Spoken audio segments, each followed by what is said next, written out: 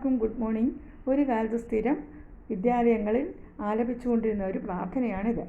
എല്ലാവരും ഒന്ന് കേൾക്കൂ. ചന്തമേറിയ പൂവിലും ശബളാഭമാം ശലഭത്തിലും സന്തതം കരതാരിയെന്നൊരു ചിത്രചാതുരി കാട്ടിയും ഹന്തചാരു കടാക്ഷമാലകൾ അർക്കരശ്മിയിൽ മീട്ടിയും ചിന്തയാം മണിമന്ദിരത്തിൽ വിളങ്ങുമീശനെ വാഴ്ത്തുവിൻ.